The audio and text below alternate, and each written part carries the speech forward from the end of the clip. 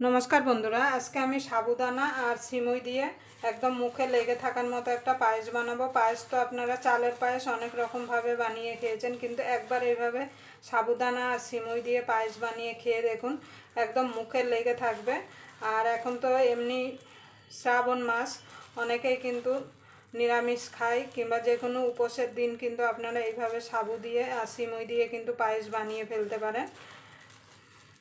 তার জন্য এখানে আমি 50 গ্রাম সাবু নিয়েছি। সাবুটাকে প্রথমে জল দিয়ে ভালো করে ধুয়ে নেব।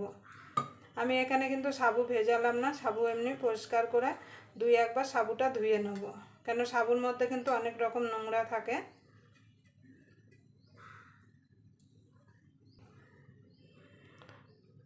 দেখুন বন্ধু, সাবুটা আমি পরিষ্কার করে ধুয়ে নিয়ে চলে এসেছি। এবার আমি সাবুর পায়েসটা করার জন্য এখানে একটা কড়াই নিয়েছি। কড়াইয়ের মধ্যে দিয়ে দেবো জল।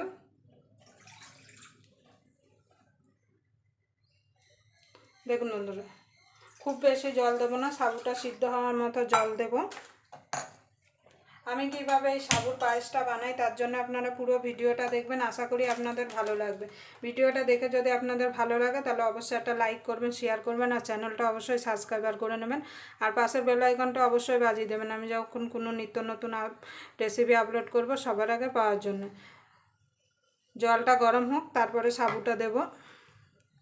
আপনারা এই তো এই শ্রাবণ মাসে যে কোনো উপবাসের দিনে আপনারা এই সাবুর পায়েসটা বানিয়ে ফেলতে পারেন। দেখুন বন্ধু, সাবুটা দিয়ে দেবো। সরি, গরমটা লেগে গেছে বলে ওই জন্য সাবুটা না ফোটা পর্যন্ত এইভাবে নেড়ে নিতে হবে। দেখুন বন্ধুরা, সাবুটা না ফোটা পর্যন্ত এইভাবে নেড়ে যেতে হবে, না হলে কিন্তু দলা পাকিয়ে যাবে।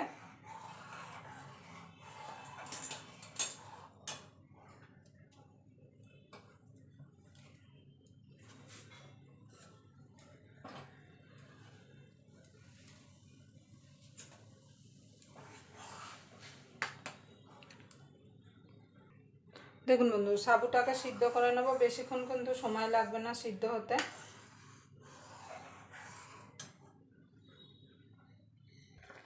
দেখুন বন্ধু, সাবুটা সিদ্ধ হয়ে গেছে। এবার এর মধ্যে দিয়ে দেবো দুধ। দুধটা আমি আগের থেকে জাল দিয়ে রেখেছি, এটা আমার ফুল ফ্যাট দুধ।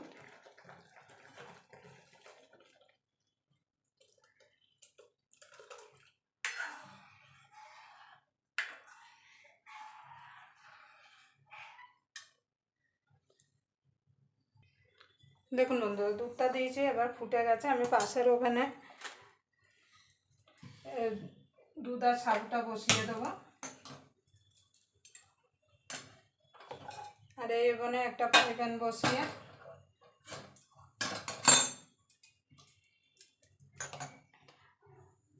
ফ্রাই প্যানটা একটু গরম হতে দেবো। গরম হলে দিয়ে দেবো ঘি। খুব বেশি ঘি দেওয়ার দরকার নেই, অল্প একটু ঘি দিলেই হবে। এবার ঘিটা গরম হওয়া পর্যন্ত অপেক্ষা করব। দেখুন বন্ধু, ঘিটা গরম হয়ে গেছে। এখানে কাজু কিশমিশ আর আমুল বাদামটা কুচিয়ে রেখেছি, আর কাজু কিশমিশটা আমি হালকা করে ভেজে নেব।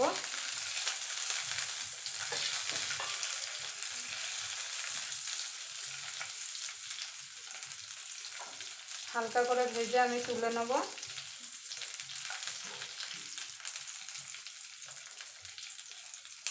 দেখুন বন্ধুরা, ভাজা হয়ে গেছে, আমি এবার তুলে নেব। এই ঘিয়েই আমি সিমইটা ভেজে নেবো, যেহেতু সিমই ভাজা সিমই, তাও আমি একটুখানি ভেজে নেব হালকা করে।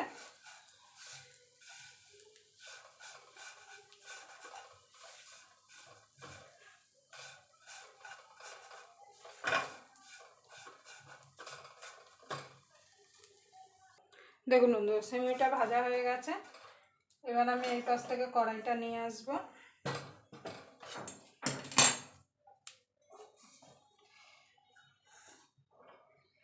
এবার সিমইটা দিয়ে দেবো।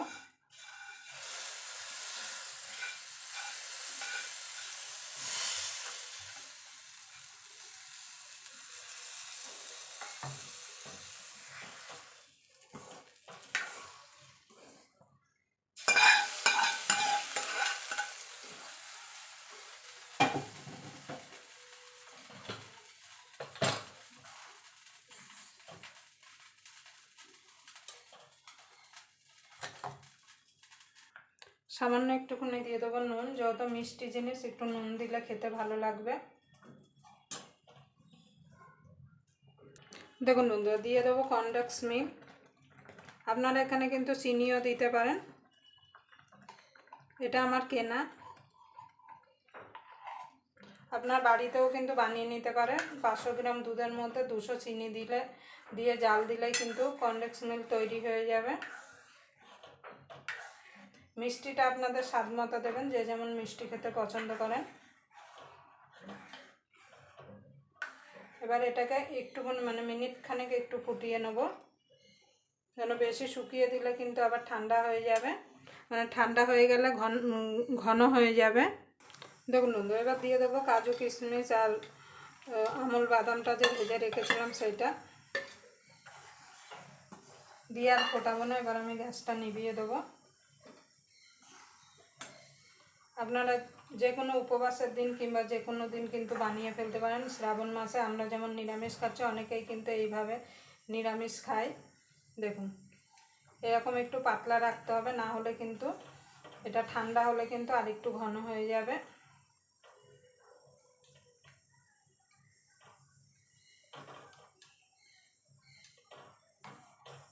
আবার আপনাদের সঙ্গে কোনো নতুন রেসিপি নিয়ে দেখা হবে। ততক্ষণ পর্যন্ত আপনারা ভালো থাকবেন, সুস্থ থাকবেন।